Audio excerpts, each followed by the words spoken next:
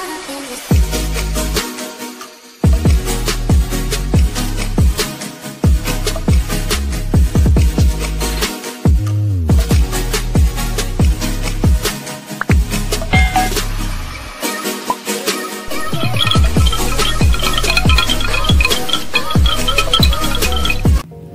selamat datang di YouTube channel aku, Ajeng Septin. Nah, pada kesempatan kali ini, aku mau sharing tentang pengalamanku di SNMPTN tahun 2020 kemarin. Jadi itu, aku kemarin ikut seleksi SNMPTN, tetapi pada tanggal 8 April 2020 kemarin, waktu pengumuman, aku mendapatkan tulisan merah.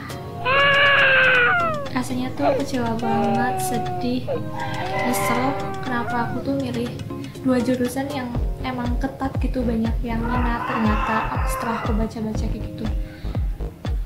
Tapi ya udahlah, orang udah berlalu, udah terjadi gitu, walaupun disesali juga nggak bakalan balik lagi kan, ya gitu aku mikirnya. Dan setelah dipikir-pikir kembali, ada banyak kesalahan yang aku lakukan pada pendaftaran SNMPTN 2020 kemarin. Aku mau nyampein kesalahan-kesalahan aku supaya bisa dijadikan pembelajaran buat kalian semua. Nah, penasaran apa aja? Simak videonya baik-baik. Kesalahan yang pertama yaitu nilai rapotku itu naik turun gak jelas gitu ya, roller coaster gitu.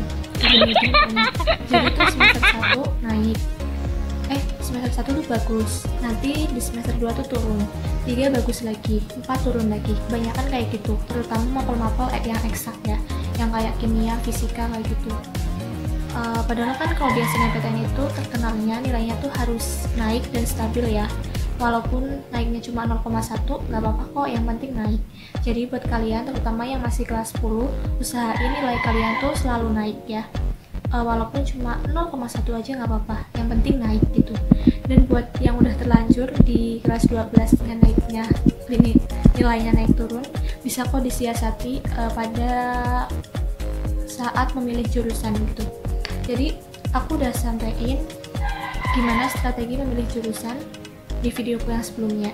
Buat kalian yang pengen tahu gimana strateginya, bisa ke description box, disitu ada aku tulisin linknya.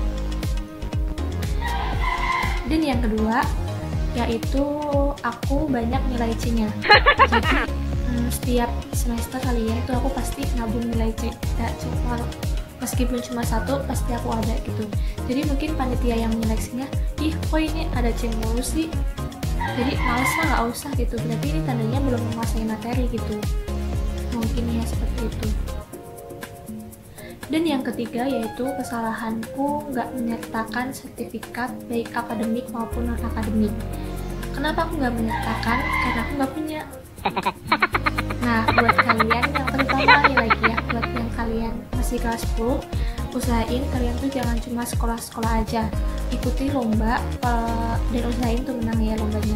Nanti akan dapat piagam, dan piagamnya itu bisa digunakan untuk menambah nilai di SNMPTN. Kayak sistemnya kayak di SMP dan SMA kali ya. Jadi piagam itu tuh bisa menambah nilai kalian gitu. Kan kalau di SMP dan masuk SMA itu setiap kejuaraan lomba baik di kabupaten, nasional, internasional, itu kan ada nilainya masing-masing ya, ada nilainya terus beda-beda gitu. Kalau semakin tinggi jenjangnya semakin tinggi juga nilainya. Jadi kalau punya itu bisa banget menambah nilai asli kalian gitu. Mungkin di SNMPTN juga sama, walaupun di SNMPTN itu sistem penilaiannya tuh cenderung tertutup ya setiap PTN gitu. Cuma aku baca di beberapa artikel memang kalau sertifikat tuh bisa nambah nilai gitu. Jadi usahain buat kalian yang besok daftar SNMPTN dan mempunyai sertifikat, itu cantumin ya, jangan malu-malu, jangan sungkan-sungkan, langsung cantumin aja. Karena itu bisa sangat membantu kalian buat naikin nilai kalian supaya bisa lolos SNMPTN. Kesalahanku yang selanjutnya yaitu kesalahanku yang keempat. Banyak banget ya salahnya. Jadi aku tuh waktu itu kan di formulir pendaftaran tuh kan ada fotonya ya. Nah, fotoku tuh buram. Kalau aku masih ada, nanti aku cantumin deh. Fotonya tuh buram, jadi karena udah fotonya tuh pakai HP ya, aku SS terus di convert jadi lebih kecil, jadinya tuh buram banget. Karena tuh waktu itu kayaknya ukurannya juga ditentukannya tuh kecil gitu, tapi kok aku lihat punya temanku jelas-jelas ya.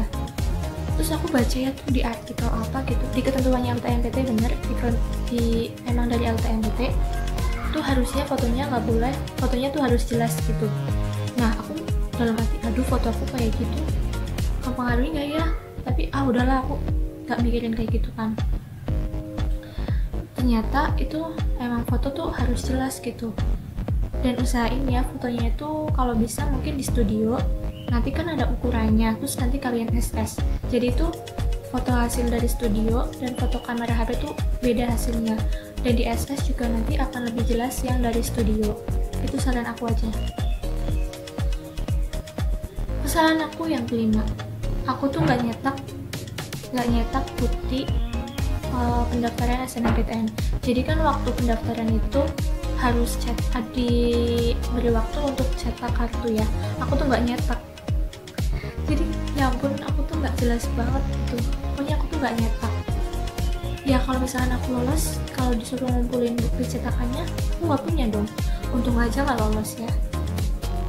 Jadi buat kalian harus emang benar-benar ngikuti arahan gitu, jangan seenaknya sendiri. Kalau disuruh di ketentuannya suruh nyetak ya nyetak gitu, jangan sampai kayak aku kayak gitu. Nanti kan kalau misalkan lolos jadi bingung gimana kalau disuruh ngumpulin cetak kartu itu, jadi lebih baik dicetak ya. Dan kesalahan yang selanjutnya yang keberapa? Lupa, pokoknya yang kebanyak, yang terakhir ini. Itu aku tuh kurang strategi dalam memilih jurusan. Jadi kemarin itu diberi kesempatan untuk memilih 2 pilihan, boleh dua-duanya di satu PTN, beda jurusan, atau satu jurusan di beda PTN. Nah aku tuh milih dua-duanya itu di satu PTN, dan kebetulan jurusan itu juga sama-sama yang banyak peminatnya. Jadi aku tuh baca itu kayak di internet kayak gitu. Setelah pengumuman SNMPTN, jadi tuh semua jurusan yang aku pilih itu emang paling banyak peminatnya gitu. Aku kemarin di pilihan 1 milih kesehatan masyarakat di Undip, dan setelah aku baca itu peminatnya tertinggi ketiga di bidang saintek gitu. Wow, nilai 84 guys, masuk situ ya jelas-jelas ketolak gitu. Jadi kalau nilainya tuh pas-pasan, dan kayak aku tuh, terutama yang kayak aku yang nilainya tuh pas-pasan, nanti mainnya tuh di strategi kali ya, di strategi pilih jurusan. Aku udah bikin videonya, silahkan dikunjungi. Dan ternyata ya jurusan Kesmas itu adalah jurusan yang emang jadi incaran anak-anak cewek dari IPA. Hampir semuanya, nggak semua sih, pokoknya banyak anak IPA cewek yang milih kesehatan masyarakat Undip. Aduh ya tambah ya, udahlah mungkin belum rezekinya. Dan ada untungnya juga aku nggak lolos kemarin, jadi aku tuh punya pengalaman kesalahan ini, dan aku bisa menceritakannya kepada kalian supaya kalian nggak mengalami hal yang sama kayak aku, nggak melakukan kesalahan yang sama kayak aku. Oke, semoga bermanfaat video pada kali ini, dan buat kalian yang belum subscribe, silahkan subscribe.